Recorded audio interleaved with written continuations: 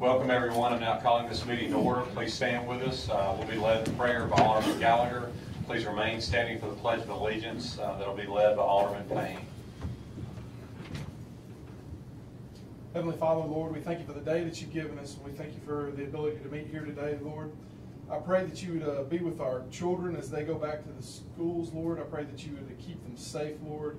Watch over them. Lord, watch over the teachers. Lord, I pray for a good school year for everyone. In your name we pray. Amen. I pledge allegiance to the flag of the United States of America and to the republic for which it stands, one nation, under God, indivisible, with liberty and justice for all.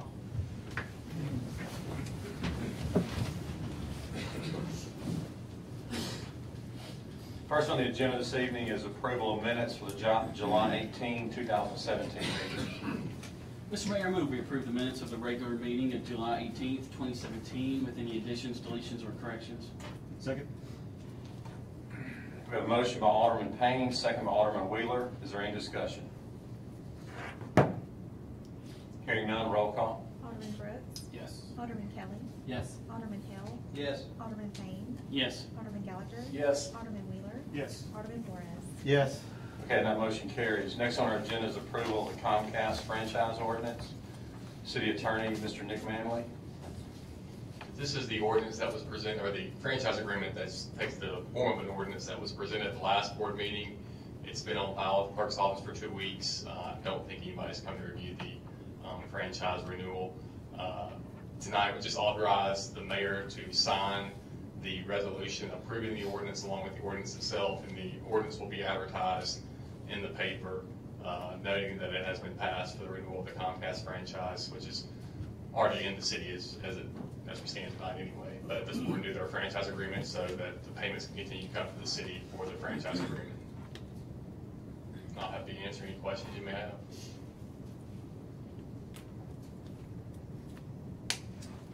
Mr. Mayor, I move we adopt an ordinance of the City of Southaven, Mississippi, granting a non-exclusive franchise and right to use and occupy public rights of way to Comcast as presented on this date.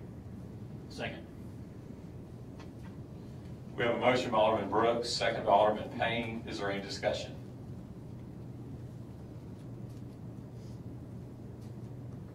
Hearing none, roll call. Alderman Brooks? Yes. Alderman Kelly? Yes. Alderman Hill? Yes. Alderman Payne? Yes. Alderman Gallagher? Yes. Alderman Wheeler? Yes. Alderman Flores? Yes.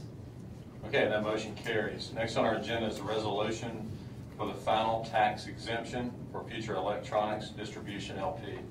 This is the final resolution for the tax exemption for Future Electronic. This was previously approved. The application was approved at the meeting in June.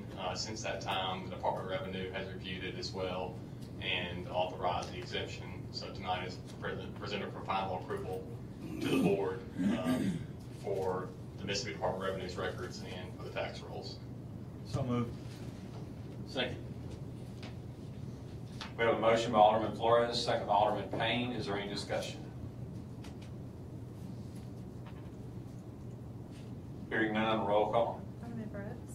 Yes. Alderman Kelly? Yes. Alderman Hill? Yes. Alderman Payne? Yes. Alderman Gallagher? Yes. Alderman Wheeler? Yes. Alderman Flores? Yes. Okay, that motion carries. Next on our agenda is authorization to seek bids for the Tennis Pro Shop and Urban Art Task Order to do design. This is part of the project we discussed on July 6th, part of our capital improvement plan. We do need to get a head start on this due to the amount of time involved with getting it designed and the bidding process. That's why it's on the agenda tonight. Mr. Mayor, I move that we approve task order number 12 as presented on this date. Second. We have a motion by Alderman Brooks, second by Alderman Gallagher. Is there any discussion? The task order says pro shop renovation. Is this for the volleyball courts? No, this is the amendment of the existing metal building that's at the tennis shop. Okay, I'm sorry. This was the one we brought, excuse me, Right. we brought the design, when we did the July 6th meeting, I'm sorry. What do we need to? Authorization to seek bids and enter the task order. Authorization to seek bids and enter the task order. Okay, that motion was amended and made originally by Alderman Brooks. There was a second by Alderman Gallagher. Is there any other discussion? Hearing none, roll call. Alderman Brooks. Yes. Alderman Kelly. Yes. Alderman Hale. Yes. Alderman Payne. Yes. Alderman Gallagher. Yes. Alderman Wheeler. Yes. Alderman Flores. Yes. Okay, that motion carries. Next on our agenda is authorization to seek bids for the indoor volleyball court. Again, this was presented on July 6th, part of the capital improvement plan. This is for the arena. We're expecting about $120,000 to add flooring to the arena, which will provide 8 volleyball courts. So I think Parks Director Wes Brown was waiting to get samples, but this is basically just to give authorization to go seek bids. So Second. We got a motion by Alderman Gallagher, second by Alderman Hale. Is there any discussion? Is this so we can have a better understanding of how much this is gonna cost when we go into the bond issue?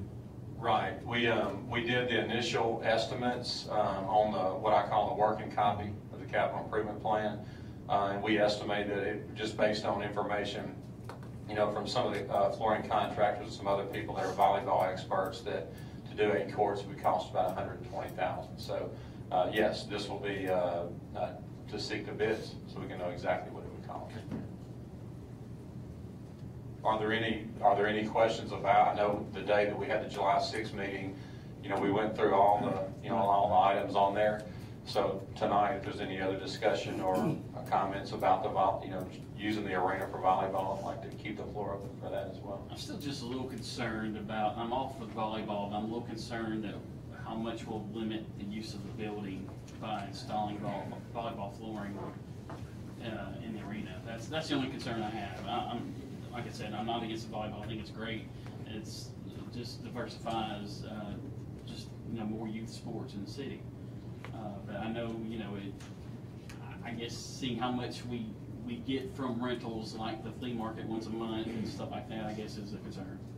That's a good concern, and I'll expand on that just a little bit. I mean, we know that we are receiving rental revenue for the arena for trade shows and such. We do believe that we can, coordinate that where some of those will still be able to exist. Obviously, we don't want to take the floor up and down, every time it's used, but there may be a way to coordinate some of the events seasonally where the floor is not having to be, taken up, put down multiple times. The other thing regarding your concern, there is revenue involved with volleyball. So we expect we're putting the course down, not just, to have a city league also, but also to have tournaments like we do in other areas to bring people to that area. That's been one of the main complaints that I heard in the election campaign in 2017 is we don't have park facilities on the west side of the city. So for the last actually 2 years, Wes and I have been looking at and talking about things that we could bring to the arena that would be practical, and would bring life back, to the west side of the city. So if you're having volleyball tournaments, you're bringing a lot of new customers back to the area. So we feel like that there will be revenue involved with the volleyball tournaments as well. And I don't mind saying, I've said this for the last 4 years, I think the arena, it's a tremendous facility and it's highly underused. To me, that's not why it was built. It was built to be a rodeo arena, and then there were some mistakes along the way. It wasn't built exactly the way it needed to have been built to be to host the rodeo event. So since then, it's just kind of been there, just there for trade shows and whatever. But I'd love to see it used for what it was designed to be used for, and that's a park facility. So that's kind of where how the conversation all started. But we can certainly get you and the rest of the board, as we move on with this, we can get other estimations on projected revenue from tournaments, a schedule, that kind of thing.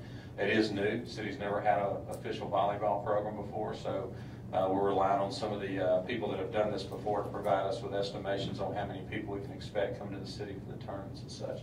I'll be happy to update everyone on that as well. How many courts was it going to be? 8. We have room for more, but there are some issues. It's debatable. You can get floors that can be dual purpose. They can be used for basketball or volleyball and other purposes. Obviously, those are larger, so we felt like we still wanted to leave some room, for trade shows and things like that. So there may be some events that we can still have there that do not require the floor to be taken up. And that way, if we only do 8, we're leaving room, around the perimeter where you can have those type accessories. So it's big enough for 12, I think. We chose to go with 8, just to not, well, for that reason, and also to, get a good sample of it. Get in and see how it works for the city. We can always come back and order more if we want. Any other discussion about the volleyball court bids? Hearing none, roll call. Alderman Brooks. Yes. Alderman Kelly. Yes. Alderman Hill. Yes. Alderman Payne. Yes. Alderman Gallagher. Yes. Alderman Wheeler. Yes. Alderman Flores. Yes. Okay, and that motion carries. Next on the agenda is a resolution for surplus of weapon for Captain Steve Stewart, who recently retired. Mr. Mayor, I move that we adopt the resolution of the Mayor and Board of Aldermen of the City of Southaven presenting Captain Steve Stewart his service weapon in recognition of his retirement. Second. We have a motion by Alderman Brooks, second by Alderman Wheeler. Is there any discussion? Hearing none, roll call. Alderman Brooks. Yes. Alderman Kelly. Yes. Alderman Hill. Yes. Alderman Payne. Yes. Alderman Gallagher. Yes. Alderman Wheeler. Yes. Alderman Flores. Yes. Okay, and that motion carries. Next on the agenda is a resolution for surplus of a parks vehicle. Mr. Mayor, I move we adopt a resolution of the Mayor and Board of Aldermen declaring surplus property in the Parks Department and getting rid of it according to St. Law. Second. We have a motion by Alderman Payne, second by Alderman Kelly. Is there any discussion? Hearing none, roll call. Alderman Brooks. Yes. Alderman Kelly. Yes. Alderman Hill. Yes. Alderman Payne. Yes. Alderman Gallagher. Yes. Alderman Wheeler. Yes. Alderman Flores. Yes. Okay, and that motion carries. Next is resolution for sanitation assessments. This is just a resolution authorizing those individuals who have not paid the sanitation fee to be assessed as onto the property tax, or property vehicle tax to the county pursuant to state law. Mr. Mayor, I move we adopt a resolution for assessing unpaid sanitation fees. Second. We have a motion by Alderman Payne, second by Alderman Gallagher. Is there any discussion?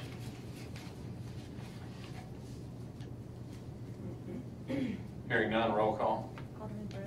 Yes. Alderman Kelly. Yes. Alderman Hill. Yes. Alderman Payne. Yes. Alderman Gallagher. Yes. Alderman Wheeler. Yes. Alderman Flores.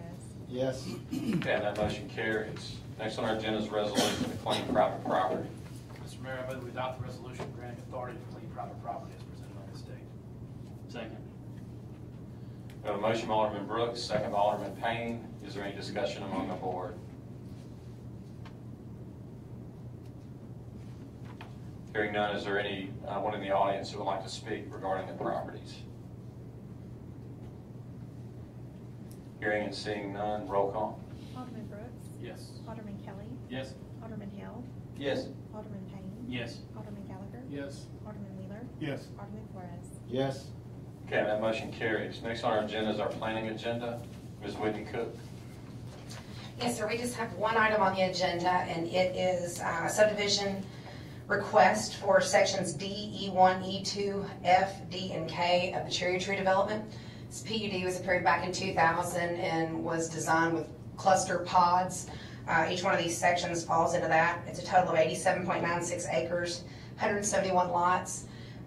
Each one of these sections has a minimum square footage and a minimum heated square footage for the homes. They have complied with both. We did have some questions on some detention areas, and there was an extra long cove, Washington Woods. We asked them to get with the fire department to add some additional hydrants there for emergency access. They did comply with that. It was voted 3-2 at the Planning Commission for approval. Whitney, why were the two? The minimum square footages that were set in the PUD text back in 2000, they wanted to increase, and the other three that were in the discussion of the Planning Commission explained that the PUD set the square footages. And basically what it is, you got two sections with a 1,700 square foot minimum. They're going to build out around 19, which is their average. You've got one section with 1,900, and you've got two sections with 2,100. with a whole line up against Dickens Place that has a 2,300 square foot minimum. And they wanted to see those increased, but it was voted down because of the PUD text. I'll make the motion to approve item 1 on the planning agenda. Second. We have a motion by Alderman Flores, second by Alderman Payne. Just to make sure everyone understands, so you're saying that the PUD had 1,900, and there was a request to change it to 2,100 because the nearby subdivision has a 2,300 square foot minimum, and that was declined by the planning commission? No, each one of these sections, there's 5 sections, they all have different minimum heated square footages on them, 1,700, 1,900, 21, and 23. They would like, the 2 that opposed it wanted to see all of those increased. But like I said, it was voted 3-2 to keep the existing one simply because the text that was approved in 2000 mandated those set forth. Those are the minimums. I can tell you just from experience, they don't usually build out the minimums, especially where this facility is. You're looking around 200, usually more than the minimums. So you're looking at 19s up to 25s. But the minimums were set forth in the PUD text, and the 3 that voted for it felt like they couldn't override the zoning of it. When was the PUD approved? 2000. Wow. Yeah, it's an old one. I say, we're the ones that have to prove that, override the PUD anyway, right? Yeah, it would be a request. It would have to be a request to amend the PUD to either increase, decrease, alter the densities. All of that's done in amendments. But there are smaller houses in the Cherry Tree subdivision. The minimums in there are 1,700, and that's what 2 of these sections are meeting those requirements. So the planning commission is suggesting to keep it the way it was done, like the other homes that are in there? Correct. It was voted to approve it as submitted with the minimum requirements in the PUD text. Rather than raise it? Correct. You said the average was 19. Well, the average that we're seeing right now is a build out about 200 square feet over the minimums. So yes, you've got a 1,700 as your smallest one, should build out around 1,900 as your average for the smaller homes. The ones that back up to Dickens Place have a 2,300 square foot minimum. They'll build out around 25, 26. And would you give me a list of all the PUDs, residential PUDs that have been approved in the past that have not been developed yet? There's one. It's Snowden Farms, the one that has no development in it. That's So this is the next to last one? Most of everything that has. We've done several lately. I'm sorry. We've done several, like we did one the last meeting. There was another one that came up like this. Pinewood. Pinewood's a brand new one. Right. That we just approved. Right. This is an existing one that's almost completely built out. Right, but you brought me several. I know I signed several that were ones that, there have been several over the last. Well, those are different sections of an existing PUD that's already building. You want every PUD that we have? I want to know. I want every PUD that's been approved that's not developed yet, where there's no construction has begun yet. And then like that's this. only this one's been. This is Cherry Tree subdivision. Okay. This one's almost completely built out. It's different sections of a PUD. The only one that has not been touched, well, now 2, Pinewood, the one we just approved, and Snowden Farms, which is up at the Gatwell-Goodman Road corridor. Those are the only 2 PUDs we have formalized that have not started construction with residential. Okay, so what we're requesting tonight, there's only one more left entire citywide. That has not started construction yet. Okay. I think you're asking for. But there are other subdivisions that still have. Yeah, Cherry Tree is a PUD. This is a section of the Cherry Tree PUD that we're making sure meets the requirements of that text. An overall PUD where you set the heated square footages and you set the lot sizes, we only have the 2 that one was approved last time, and then the Snowden Farms. It's the only thing we have on the books that hasn't been touched. Okay, just to be safe, I guess what I'm requesting then is any existing PUD that was approved prior to this board or prior to 2013, I'd like a list of those. Okay. And simply being just concerns about the square footage. I mean, they're like this. There were many in the past that were approved that were not what the planning commission initially recommended or what you recommended. Right. And so I would just like to have a grip on that. I'd like to know how many are out there that either an existing PUD that's not fully developed or a new PUD Sure. that's not started any construction off. Okay. If you'll do that, that would help Sure. me. I appreciate that. Is there any more discussion about this specific one tonight? I just want to make sure we've got everything in place. You had some concerns about the drainage? No, we had a detention, there was a Detention. lot, yeah, there was a lot, one of the sections that wasn't identified as what it was. So we had them identify it, it'll be maintained by the HOA. This has got a very strong homeowners association in it. So there were 2 areas that were questionable as to what their purpose was. So we had them identify those, and there were detention areas. We had the one extremely long cove. You know, normally from a fire department standpoint, we don't like coves any longer than 500 feet. And if there is one, we need to make note to put some additional hydrants there. We did that. And I believe that was it. Well, I was just questioning the detention pond, since we had that issue in a couple other areas. Right. Not being taken care of. I'll make sure that This one, Cherry Tree has not been one of our problem children for maintenance. Like I said, they have a very strong HOA, a very vocal one, very active one. Yes, they do. Very active. So we have put notes on there that is encompassed in the HOA maintenance. All these detention areas they've got, they're good at maintaining the ones they have existing. So we'll just make note, and all we have to say, make note on the plats as well as in the documents. Okay, is there any other discussion on the only planning item tonight? Hearing none, roll call. Alderman Brooks. Yes. Alderman Kelly. Yes. Alderman Hill. Yes. Alderman Payne. Yes. Alderman Gallagher. Yes. Alderman Wheeler. Yes. Alderman Flores. Yes. Okay, that motion carries. Thank you. All right, next on our agenda is Mayor's report. A couple things I want to update everyone on. Recently, or actually a few months back, early this year, the board approved an application to apply for the fire department to apply for a SAFER grant. SAFER is Staffing Adequate Fire and Emergency Response. That's what the letters stand for this type of grant. The city has applied for this grant 5 other times in the past, and unfortunately we were declined for that. But this year, the good news is we were approved. So we're approved for one of the largest grants in the history of the City of Southaven. The total grant is $2,536,000. The part that we'll receive from outside federal funds is $1,564,000. The way it breaks down, the city has to pay 25% the first year, 25% in the second year, and 65% in the third year. This coincides perfectly with our plan of building Fire Station number 5 in 2020. But we could go ahead and get the staffing. It would allow us to have 12 new staff members. That way we could double up in Station 4. And Station 4 could be servicing the area that will eventually be serviced by Station 5. So we go ahead and get a head start, get the people hired, get them trained, and we'll be ready to roll. Very proud of it. We did review budget-wise to see how we can make that work. Chief Thornton believes he can make some cuts to help us in the first budget year, to pay our 25%. And then with the increase that I presented to you guys on July 6th, we've got some increases in sales tax and property tax revenue that will also help us meet that. So we believe that the budget presentation I gave you on July 6th, that adding this would not affect that. We would still be able to do that. And I will invite Chief Thornton up to the front, to answer any questions about the grant. Good evening.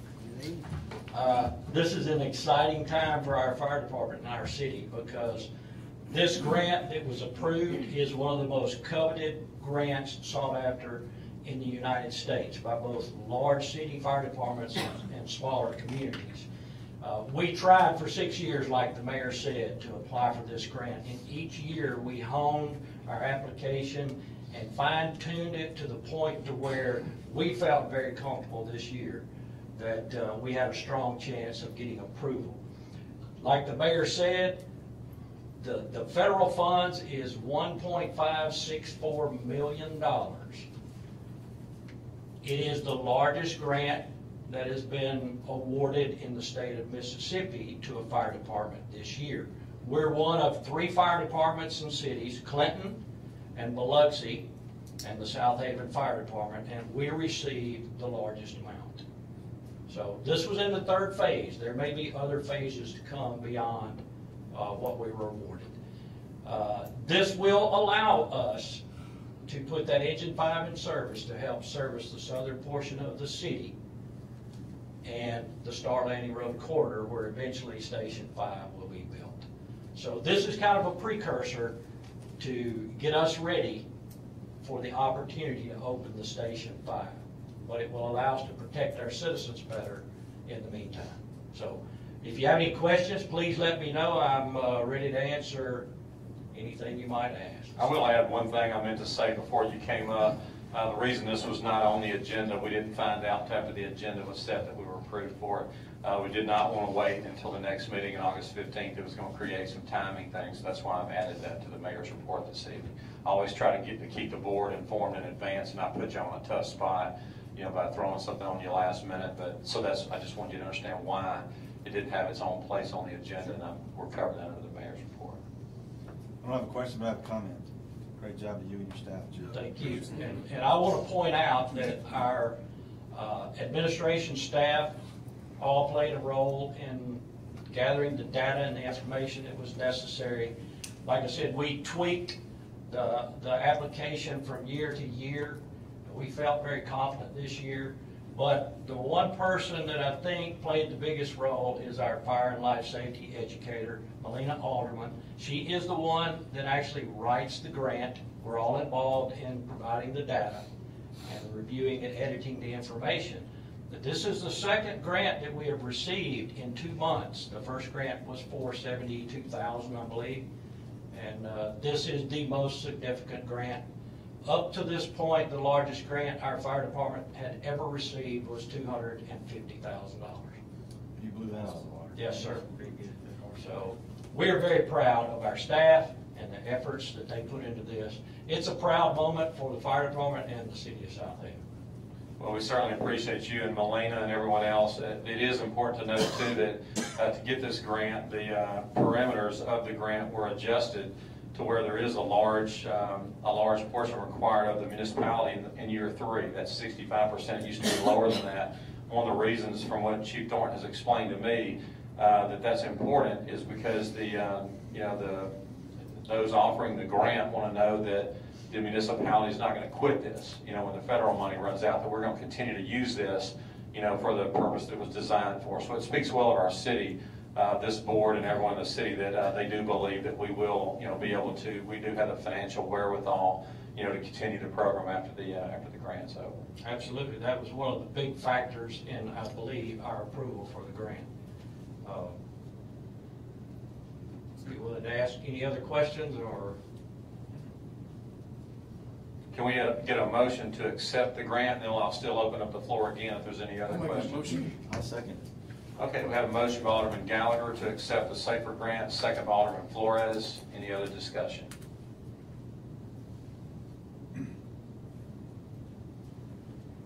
Hearing none, roll call. Alderman Brooks. Yes. Alderman Kelly. Yes. Alderman Hale. Yes. Alderman Payne. Yes. Alderman Gallagher. Yes. Alderman Wheeler. Yes. Alderman Flores. Yes. Okay, and that motion carries. Thank you, Chief. Thank y'all for your very important support. We couldn't do anything without you guys. Thank you.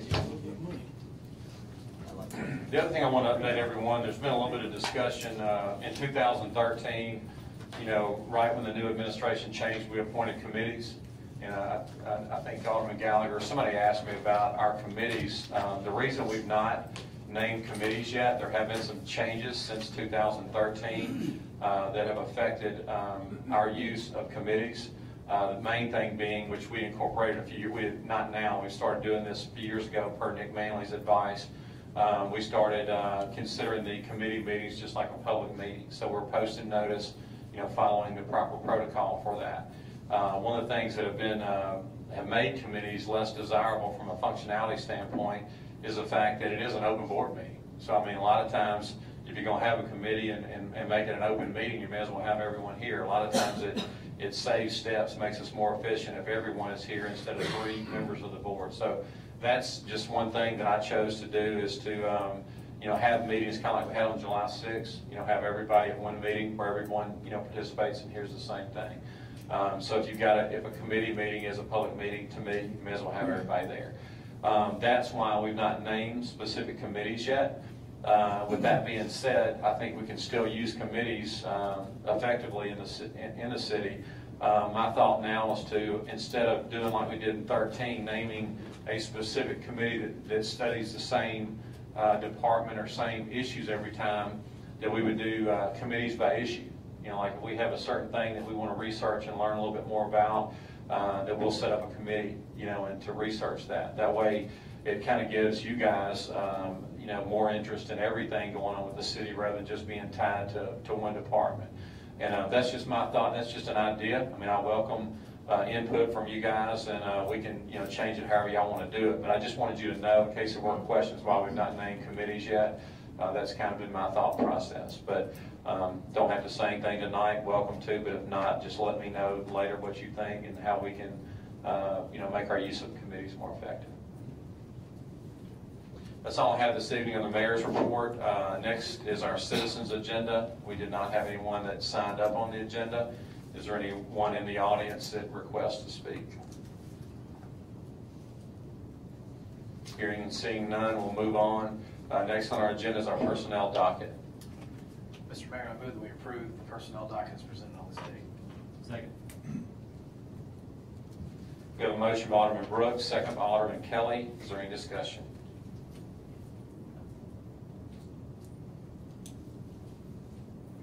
Hearing none, roll call. Alderman Brooks. Yes. Alderman Kelly. Yes. Alderman Hill. Yes. Alderman Payne. Yes. Alderman Gallagher. Yes. Alderman Wheeler. Yes. Alderman Flores. Yes. Yeah, that motion carries. Next on the agenda is our city attorney's legal update. Just have one item tonight. It is a request from DeSoto County to assist with the purchase of a new scanner for the election equipment. The amount of it is $15,000. In 2015, each city in the county entered into an interlocal agreement. That agreement called for each city to split the 25% shares of certain purchases. The county would pay 75%. The cities combined would pay 25%. So Hernando, Horn Lake, Olive Branch, and Southaven would each pay 6.25% of each purchase. So the scanner is going to cost $240,000. The city's portion of it would be $15,000. It'll allow the city to use the scanner at the next election. We use the same equipment as part of the interlocal. If we refuse to pay, they can not let us use the election equipment. So tonight, authorize the mayor to sign the letter from the election commissioner of DeSoto County and authorize the allocation of the $15,000 for our share of the election equipment. And it's due by October 15th, 2017. I'll be happy to try to answer any questions, or Andrew can answer any questions that y'all may have about this. I'll make that motion, Mr. Mayor. Second. We have a motion by Alderman Payne, second by Alderman Hale. Is there any discussion?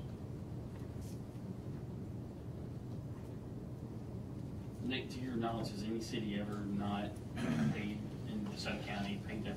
Well, the interlocal is new. We just started that in 15. To my knowledge on this, I do think that Well, we've done this before. we've helped in the past. Hey, this is the first time it's actually been, I think, said if you don't help, you may not get the equipment. Which, like I said, I don't see that being an issue. But I do know that, or my understanding is that 2 or 3 of the other cities are passing the same thing and paying their share, paying $15,000. Say one city doesn't, does that mean that everybody else's percentage is going to go up, what they have to pay? That's a good question. No, I don't think it would in the way I interpret the interlocal. I think it would only be that city. The way I interpret that city would maybe not get to use the equipment, but I don't read it to mean that the other cities would then pick up the extra slack for that individual city who did not pay. What if we capped it? It's capped at 6.25% of each purchase. So, I mean, to answer your question, it's not a monetary cap, it's a percentage cap. So the percentage being whether a city pays or not, the percentage still holds. Correct. That's the way I'm interpreting this. I mean, I can read it to you. No, you're good. Okay. Well, these materials, Is there any other discussion?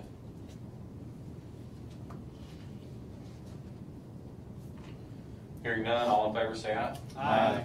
All opposed say no. Ayes have it, motion carries. Okay, next on our agenda is our claims docket.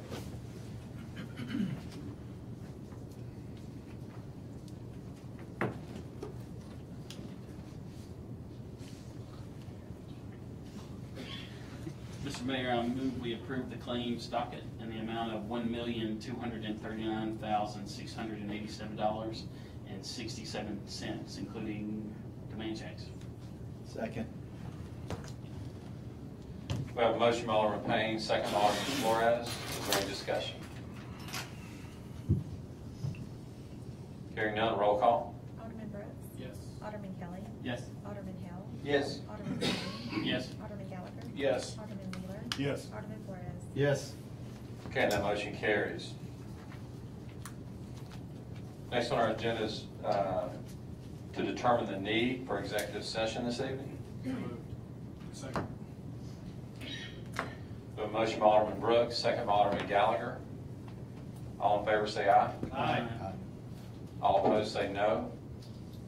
Ayes have it, motion carries. The need this evening is claims and litigation against the Southaven Police Department, economic development related to a possible business relocation to the city, and personnel in the fire department.